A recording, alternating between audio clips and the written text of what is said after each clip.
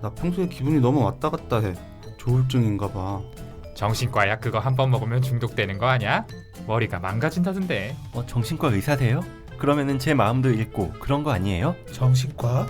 마음만 굳게 먹으면 되는 걸 무슨 치료를 받는다고. 네가 의지가 약해서 그래. 정신과 의사들이 보여주는 정신과의 속살. 어디서도 듣지 못했던 정신과의 속사정 이야기. 내부자들. 지금 바로 시작합니다.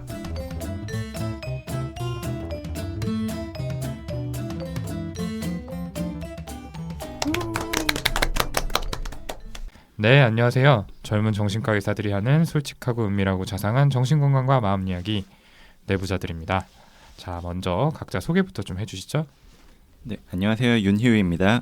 안녕하세요. 손정현입니다. 안녕하세요. 김지용입니다. 안녕하세요. 허규영입니다. 예, 그리고 저는 이 시간 사회에 맡게 된 오동훈입니다. 어떻게 좀 다들 잘 지내셨나요? 이번 주 정말 너무 춥죠. 아, 진짜. 진짜 장난 아니네요. 김지용 선생님 얼굴이 뻘겋네요. 그러니까요. 네. 아, 진짜 제가 기억하는 중에 제일 추운 것 같아요. 막 아침에 출근하려고 나서면은 막 오들오들 떨리는 수준이 아니라 그냥 뭐 얼음으로 얻어 맞는 것 같고 너무 추워가지고 진짜 숨쉬기도 힘들다 뭐 이런 생각이 들 정도였다고. 맞아요. 아 진짜 여기 오는 길도 또 너무 춥더라고요. 맞아요. 그 젊고 건강한 저희도 이렇게 힘든데 어르신들이나 또 어린아이 아니면 또 몸이 편찮은 분 있는 그런 집들은 정말 외출 한번 나가기가 겁이 나는 그런 날씨죠. 저 지금 일하는 병원도 그렇고 어제 출장을 나갔던 병원에도 독감 환자가 병동에 거의 뭐 기본 한 명 이상씩 있더라고요. 제 환자분 중에도 독감 아니어도 감기 걸려서 약 드리는 분들은 정말 엄청 많아졌고요. 지난주 이번 주 들어서 뭐 주위 사람 중에도 저희 친형도 독감 진단을 받았고. 네. 근데 그리고 저희 멤버 중에도 그러고 보니까 오늘 이 녹음실에 오지 않았어야 되는 분이 계신 것 같은데. 아까부터 그러니까요. 기침하고 훌쩍이시고 지금 마스크도 하고 계시는데 먹으려고 지금. 바로 약을 하나 네. 드시는데. 그 잠깐 자리 좀 저희 옮기고 시작할까요? 그러니까요. 아니면 형이 옮기는 것도 괜찮아요. 형이 밖으로 옮길래요? 밖으로?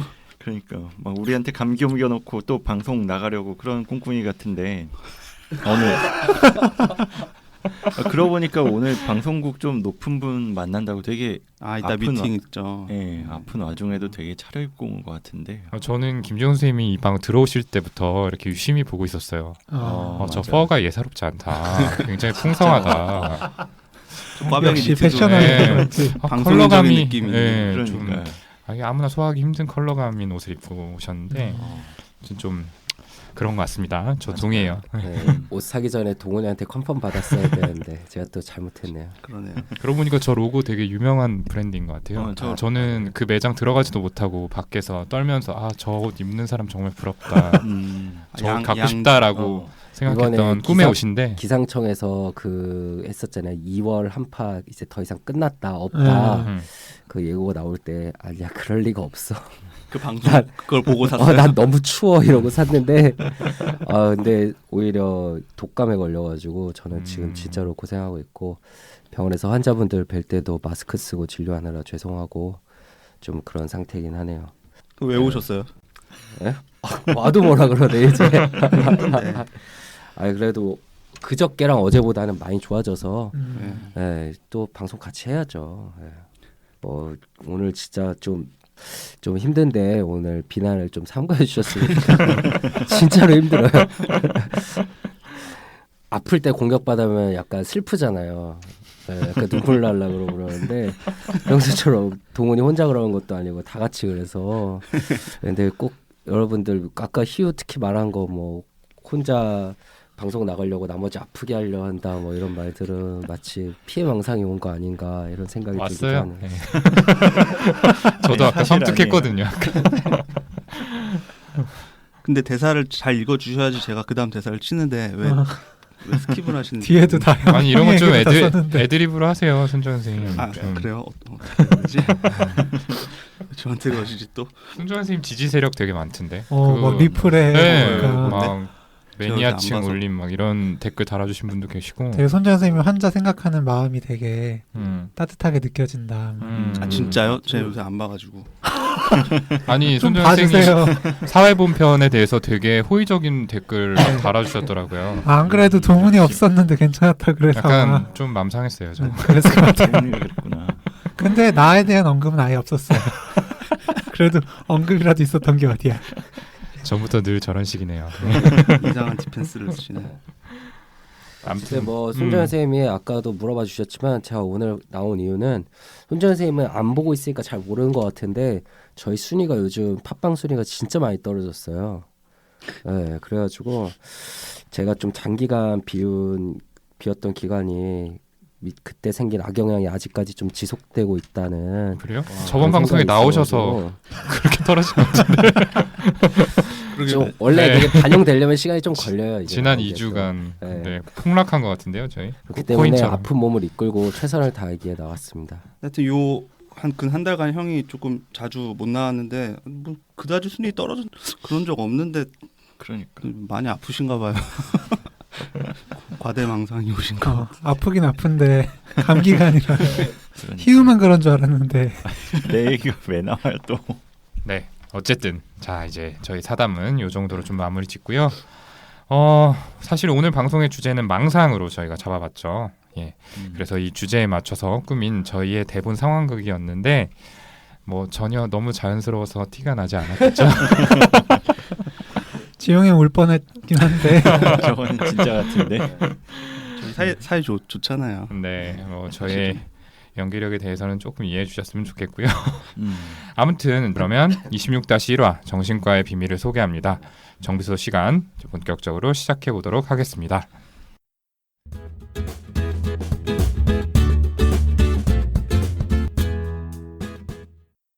네, 방금 말씀드린 대로 오늘 정비소 시간의 주제는 망상입니다.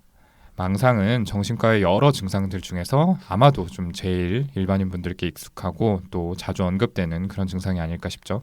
네, 특히 작년 올해 강력 범죄 사건 보도들에서 이 정신질환자였던 범인들의 범행 동기가 됐던 증상으로 이렇게 소개가 되고 다뤄져서 좀 더 그런 것 같아요. 맞아요. 맞습니다. 그냥 기억나는 것만 해도 몇 가지가 바로 떠오르는데 뭐 대표적으로 그 강남역 묻지마 살인 사건으로 알려진 조현병 환자가 피해 망상 때문에 뭐 전혀 관계없는 분을 살해한 그런 사건도 있었고, 네. 그리고 최근에도 뉴스를 봤었던 게 뭐 인천에서 편의점 아르바이트생을 폭행했는데 그 범인이 잡혔는데 실제 정신질환이 있는지까지는 제가 확인을 하지 못했는데 범행 동기를 묻는 질문에 뭐 날 비웃는 것 같아서 화가 나서 따라가서 폭행을 한 거다 이렇게 대답했다고 하더라고요.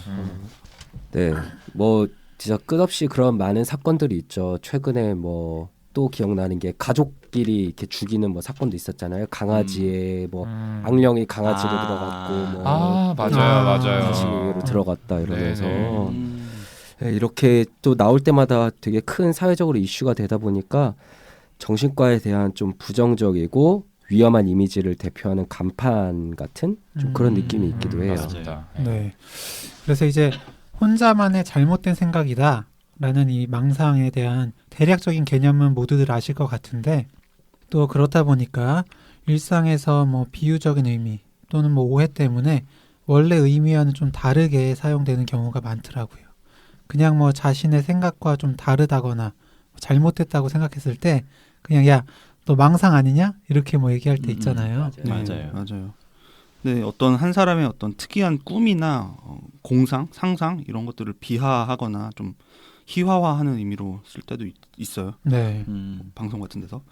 희유가 왜 1인 방송을 해서 뭐 대박이 나겠다는 꿈을 얘기하면 저희가 망상이라고 좀 비웃었었는데 비하하는 거였군요. 모르셨나 봐요. 모르셨나요? 근데 뭐 사실 나중이 아니고 뭐 얼마 안 가서 정말 혼자 방송 시작해서 대박이 날 수도 있는 거니까 망상이라고 할 수는 없겠죠. 물론 그럴 가능성은 굉장히 낮기 때문에 오늘 이따가 소개해드릴 과대 사고에 가깝다고 할 수 있겠지만요. 되게 담담하게 디스하시네. 그리고 이제 망상 이런 것들이 있으면 보통 이제 이게 정신분열 그러니까 조현병 환자라고 생각하시는 경향이 있기도 한데요. 망상의 종류나 양상에 따라서 우울증, 조울증 같은 다른 여러 정신과 질환들에서도 나타날 수 있어요. 망상적 사고 그리고 망상적 성격이라고 해서 망상과 비슷해 보이지만 구별되는 별개의 개념들도 있고요. 네, 맞습니다. 김중 선생님 말씀하신 대로 좀 여러 양상과 종류의 이 망상과 관련된 증상들이 있고요. 그 망상의 안에서도 좀 세분화하면은 여러 종류가 좀 있죠. 본격적으로 얘기에 앞서서 먼저 망상의 뜻에 대해서 좀 정확히 짚고 넘어가는 게 좋을 것 같습니다. 예, 제가 말씀드릴게요. 정신과에서 얘기하는 망상의 정의는 아주 견고해서 교정되지 않는, 바뀌지 않는 본인만의 잘못된 어떤 특정한 믿음, 생각을 말합니다.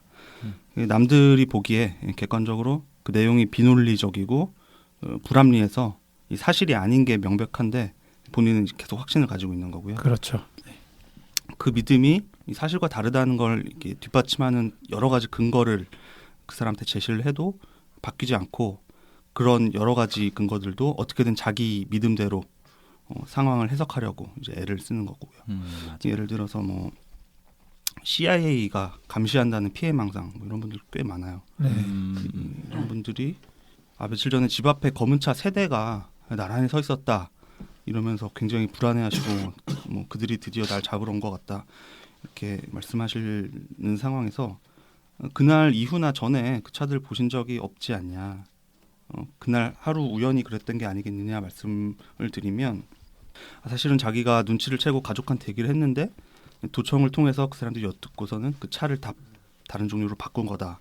뭐 이렇게 얘기를 하시고, 또 도청이나 또 다른 어떤 감시, CCTV 같은 증거를 찾으려고 또 노력을 하시기 시작하고, 때로는 자기가 그 얘기를 처음 이제 꺼냈던 주치나 가족을 의심하시기도 하죠. 이렇게 강력한 어떤 믿음이고 그것이 본인에게 중요한 의미가 있기 때문에 일상에서 거의 대부분의 시간, 많은 시간을 여기에 이 망상에 관련된 어떤 생각들, 고민들에 빠져서 지내시게 되죠. 나를 감시하는 CCTV가 어디 숨겨져 있지? 이 주위 사람 중에 누가 내 편이지? 이런 식으로요. 지금 손정현 선생님 얘기 되게 잘해주셨고, 이렇게 초반에는 망상 내용과 관련된 그 딱 그 판단력만 흔들리지만 진행이 되면은 전반적인 현실 검증력과 주위 상황에 대한 판단력을 현저하게 해치고 행동에도 점점 더 큰 영향을 미치게 돼요. 그래서 망상의 내용에 따라서 알맞게 치료하지 않으면 그 일상적인 스트레스 상황, 예를 들면 아까 편의점 그 뭐 날 무시하는 맞아요. 것처럼 느낀 그런 상황에서도 돌발적인 행동을 해서 끔찍한 사건들로 이어질 수가 있는 거고요. 네. 근데 이런 사건들을 벌인 건 이제 주로 조현병, 그러니까 그 중에서도 위험 행동을 유발하는 내용에 망상이 있고, 또 그 망상에 대해서 제대로 된 치료를 받지 못하고 방치된 환자분들이 많습니다. 그 병에 대해서 잘 모르시기 때문에 더 두렵고 꺼려하실 수밖에 없는 건 당연하지만, 망상 증상이 있는 전체 환자분들 중에서 이런 비율은 좀 극히 낮다는 점을 알아두셨으면 네, 좋겠습니다. 맞아요. 네, 맞습니다. 참 망상 있는 분들 중에서도 남을 해치는 행동을 실제로 하는 분은 아주 소수일 뿐이라는 거죠. 예. 이 내용은 저희가 조현병을 주제로 했던 예전 방송에서 한번 좀 말씀을 드렸던 것 같은데요. 그때 그 방송에서 이 병 때문에 정상에 없던 것이 생기는 게 양성 증상이다 이런 말씀을 드렸는데, 망상이 환청과 함께 대표적인 양성 증상입니다. 예. 그래서 이 증상들은 정신과 임상과 연구 모두에서 역사적으로 굉장히 중요하게 다뤄져 왔고요. 어떤 종류로 구분이 되는지, 또 증상이 어떻게 시작하고 진행하는지 연구가 많이 됐습니다. 또 신경생리학적, 영상학적 뭐 이런 모달리티들을 이용해서 계속해서 좀 새로운 사실들이 밝혀지고 있기 때문에 어떤 환자분이 그것들을 고의로 꾸미거나 좀 변화시키기가 어려운 병의 증상이라는 데는 지금 뭐 이견이 없는 상태죠. 네. 예. 그런데 이런 연구가 이루어지지 않았던 옛날에는 좀 그렇지가 못해서 좀 정신 나간 사람이 일부러 안 좋은 의도를 가지고 꾸며낸 모습이다 이렇게 바라보는 시선도 있었다고 해요. 망상이 영어로 딜루전이잖아요. 근데 이 라틴어 어원을 살펴보면 놀리거나 속인다라는 뜻을 가지고 있다고 합니다. 네, 맞아요. 그래서 요즘도 뭐 환자가 강남역 사건처럼 죄 지은 다음에 내가 일부러 조현병이 있다 뭐 이런 식으로 형을 감경받으려고 그렇게 이야기한다든지 네네. 아니면은 뭐 병역 회피 같은 그런 이득을 얻기 위해서 정신병적인 증상을 꾸미는 게 아니냐 뭐 이런 되게 비난 그렇죠. 여론을 많이 받는 경우가 많은데, 예전에는 그런 인식이 훨씬 더 심했었던 것 같네요. 뭐 물론 그런 경우가 전혀 없는 건 아니라고 생각을 해요. 근데 진짜로 환자분들을 진료를 하고 뭐 입원해서 지내시는 모습을 보다 보면 진짜 이 사람한테는 그 말하는 망상이 정말 사실이구나. 그리고 자기가 바꿀 수 없는 현실이구나. 뭐 이런 생각이 드는 경우가 진짜 많았었던 것 같아요. 네. 뭐 음식에 독이 있다 그런 망상이 있어서 식사 안 하시다가 정말 위험한 상태까지 네, 영양실조 가신 그러니까요. 그런 경우도 있잖아요. 뭐 예를 들면. 그래서 이제 환자 보호자분들이 저 환자의 말도 안 되는 망상을 몇 년째 고집하는 게 너무 싫고 밉고 힘들다 이렇게 말씀을 하셔서 저희가 이제 위로하고 격려해드릴 때가 있는데 이때 사실 그 증상 때문에 제일 힘들고 괴로운 건 환자 본인일 거라고 말씀을 드리곤 하죠. 네, 맞습니다. 앞서 이런 망상에 대해서 이제 여러 가지 연구가 이루어져 있다 이런 말씀을 드렸는데 특히 우측, 외측, 전전두엽 피질 부위에 문제가 있는 경우에 이런 망상이 잘 생길 수 있다고 합니다. 굉장히 어렵네요. 제가 그냥 네. 전두엽도 아니고 전전두엽. 네, 전전두엽 중에서도 우측, 외측. 어쨌든 이 부위에 대해서 좀 말씀을 드리면 이른바 그 우리가 믿는 믿음 있잖아요. 이 믿음에 대한 근거를 평가하는 역할을 하는데 이 부위에 뭐 뇌졸중이라든지 이런 것들 때문에 병변이 생기면 어떤 충분한 근거 없이 특정한 결론에 이르러서 믿음을 형성하는 그런 과정이 발생을 하게 되죠. 이 과정을 영어로 점핑 투 콘클루전이라고 부르고 저희가 이런 망상을 병리로 하는 정신질환에서 나타나는 어떤 정신병리의 하나로 보고 있습니다. 네. 또 다른 가설로는 이것도 어렵네요. 어버런트 셀리언스 하이포테시스. 우리말로는 모르겠어요. 이거. 어쨌든 여기 대해 설명을 드리면은 쉽게 말해서 우리 감각기관을 통해서 여러 가지 정보들이 들어오잖아요. 뭐 개 중에서는 우리한테 실제로 의미 있는 것도 있고 그냥 스쳐 지나가면서 보거나 듣거나 하는 그런 불필요한 정보들도 있는데 네. 이런 쓸데없는 것에 대해서까지 중요성을 부과하게 된다는 겁니다. 어떤 예. 의미가 있지 않나. 예. 의미 없는 부여하고. 정보인데 의미가 있다라고 네. 부여를 하게 되는 거죠. 예를 하나 들어보자면은 뭐 전혀 모르는 낯선 사람이 길을 지나다가 나를 흘끗 보고 가는 경우 있잖아요. 뭐 그렇죠. 예. 허경 선생님처럼 좀 잘생겼다거나 이러면 네. 이렇게 한번 볼 수도 있는데 근데 대개는 그냥 뭐지? 내가 좀 생겼나? 이렇게 생각하고 마는데 그렇게도 생각 안 할 텐데. 그렇죠. 이것도 좀 약간 어쨌든 그냥 뭐지 하고 마는 경우가 많죠. 근데 이러한 자극에도 다 의미를 부여해서 나를 아는 사람인가? 혹시 나한테 어떤 신호를 보내는 건가? 이렇게 생각을 하다 보면은 결국엔 뭐 내가 지금 감시받고 있구나 내지는 뭐 나한테 뭔가 지금 메시지를 보내려 하고 있는 어떤 세력이 있고 뭐 이런 식으로 이제 생각이 네, 뻗어나가기 시작한다는 그렇죠. 거죠. 결국에는 뭐 피해 망상이나 과대 망상이나 이렇게 망상으로 이어질 수 있다는 겁니다. 네. 그리고 요즘은 제 생각에 더 문제인 게 그런 생각들이 들어가지고 좀 막 인터넷 같은 데로 옛날에는 혼자만의 고민을 했고 주변에 물어보면 아니니까 네. 그냥 나가 착각했구나 이러고 넘어갈 수 있었는데 음. 요즘은 검색하면은 좀 동일한 믿음을 가지신 분들이 맞아요. 아, 네, 있어가지고 막 카페 같은 것도 맞아요. 그러니까 네. 더 그 베리집이 믿음에 쉽게 쉽게 있고. 탁 빠져들 수밖에 없는 그렇죠. 구조라는 맞아요. 생각이 그분들의 들더라고요. 존재가 또 이제 네. 믿음의 근거가 돼서 더 강화가 그러니까. 되고 네. 좀 이렇게 이어지는 것 같아요. 어쨌든 이 에버런트 설리언스 하이포테시스에 의하면은 이런 문제가 발생하는 거는 우리 신경 전달 물질 중에서 도파민에 문제가 있을 때 문제가 발생한다라고 알려져 있습니다. 이 정도로 망상의 정의와 어떻게 발생하는지 그 가설에 대해서 알아봤고요. 이번에는 증상으로 나타나는 다양한 내용의 망상에 관해서 어떻게 저희가 분류를 하는지 좀 설명을 드려보죠. 먼저 가장 유명할 만한 피해 망상에 대해서 말씀드릴게요. 피해 망상은 그 강남역 살인 사건 때도 이야기가 나와서 아마 잘 알고 계실 텐데 실제로 문제가 되는 경우가 많고요. 망상 중 가장 흔한 타입이기도 하죠. 네. 다른 누군가가 의도를 가지고 나를 괴롭히려 한다는 굳은 믿음이 있을 때 피해 망상이라고 부르는데 그 망상들은 사회 분위기에 따라서 유행하는 내용들이 있거든요. 근데 예전에는 안기부에서 잡아간다는 믿음의 피해 망상이 많았다고 해요. 네. 저도 예전에 그 본 분 중에 미국 정부에서 자신의 일거수일투족을 감시한다는 분이 계셨는데 그때는 또 마침 한창 TV에서 민간인 사찰 얘기가 많이 나올 때였거든요. 네. 그렇게 자기 주변의 환경 그리고 뉴스 같은 것들에 좀 영향을 받는 측면이 있어요. 네, 맞습니다. 이 피해 망상은 이야기를 자세히 들어가면은 뭐 내가 부족하고 못나서 그렇다. 그래서 내가 괴롭힘을 받는다 이렇게 얘기하는 경우도 있지만 대부분은 또 과대 사고나 과대 망상하고 연관되어 있는 경우도 많아요. 이제 방금 말씀하신 그분 같은 경우에도 뭔가 본인이 굉장히 대단한 사람이라서 감시를 받는다 이렇게 생각을 하신 게 아닌가 싶은데요. 뭐 미국에서 따로 감시를 할 정도라면은 아마 어마어마한 포지션에 있어야 되지 않을까. 예. 그렇죠. 네. 네. 그렇죠.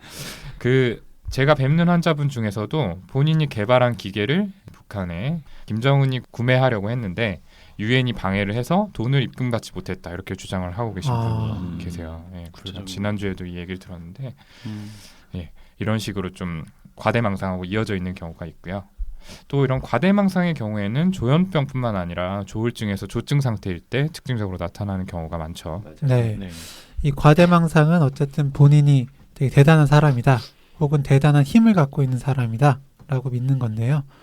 이 과대망상은 낮은 자존감을 방어하기 위해서 생기는 경우가 있고, 또 방금 이제 동훈이가 얘기했던 것처럼 조증 상태처럼 너무 기분이 좋아서 그 기분에 따라서 생각이 변화하면서 생기는 경우가 있습니다.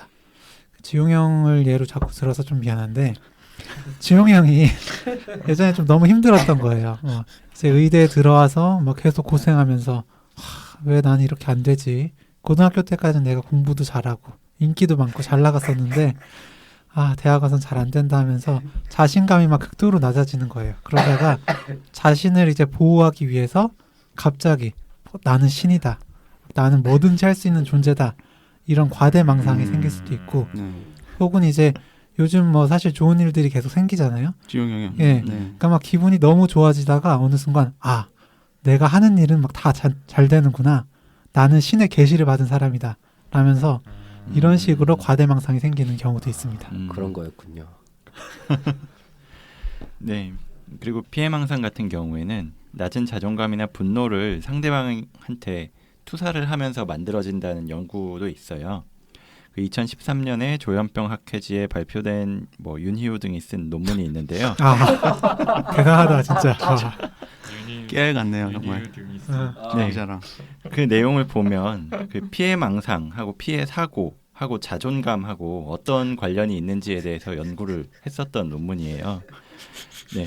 그 전까지는 그 피해 사고라는 게 뭐 편집증이라고 이야기를 하는데 두 가지로 나뉜다고 했어요. 뭐 한 가지는 사람들이 나를 괴롭힐 때 내가 못나서 내가 뭔가 잘못을 하고 난 벌을 받는 거다, 그런 식으로 내가 못해서 생기는 그런 편집증이 있고, 또 반대로 나는 별로 문제가 없고 나는 괜찮은 사람이고 멀쩡한데 사람들이 나를 시기하고 질투하고 괴롭히려고 하는 거다, 그래서 내가 피해를 받는 입장이다, 뭐 이런 두 가지로 나뉜다라고 이야기가 나왔었어요. 그래서 실제로 조현병 환자들, 그리고 일반 사람들, 그리고 다른 정신질환자, 이분들로 구분을 해서 조사를 해봤는데, 일반 사람들은 다른 사람들이 나를 괴롭힌다면 그 이유를 내가 잘못해서라고 생각하는 경향이 있는데, 이런 생각이 뭐 조현병이나 아니면 망상 수준으로 고착이 되면 자존감을 보호하기 위해서 내가 잘못한 게 아니라 그 이유를 다른 사람들한테 투사를 하고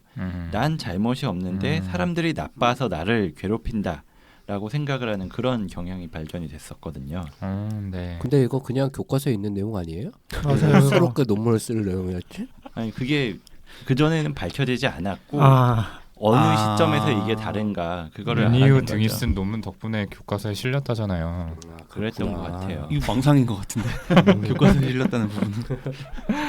근데 아무튼 저도 경험을 돌이켜 생각을 해보면은 이 우울증 환자분들 같은 경우에 피해망상을 보일 때 뭐 내가 회사에 손실을 끼쳐서 우리 가족이 회사 사람들로부터 해코지를 당할 것이다, 이런 식으로 이 책임이 이제 좀 본인한테 맞아요. 있다, 이렇게 맞아요. 비속을 시켰던 것 같은데, 반면에 이제 조현병 같은 정신증 환자분들은 나는 아무런 문제가 없는데, 아니면 이제 앞서 말씀드린 대로 오히려 내가 너무 대단한 사람이어서 나를 좀 제거하려고 한다라는 식의 생각을 하셨던 것 같아요.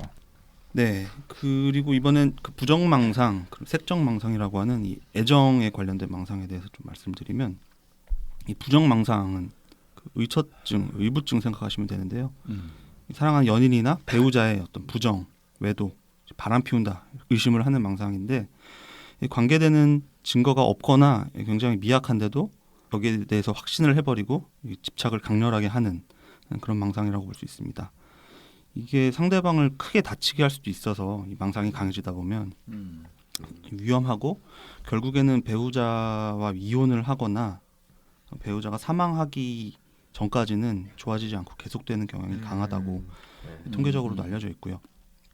제 경험에도 특히 남자 환자분들 같은 경우에 부인한테 해코지를 하려는 경우가 생각보다 많고 증상이 잘 안 나아져서 좀 위험하고 좀 힘든 증상이었던 걸로 기억을 해요. 네. 맞아요. 이거는 정말 치료에 잘 반응 안 했던 것 같아요. 네. 그리고 네. 교과서에도 그렇게 나와 있고. 네. 태어나셨다가 또 다시 문제 일으켜서 재입원하시고 네.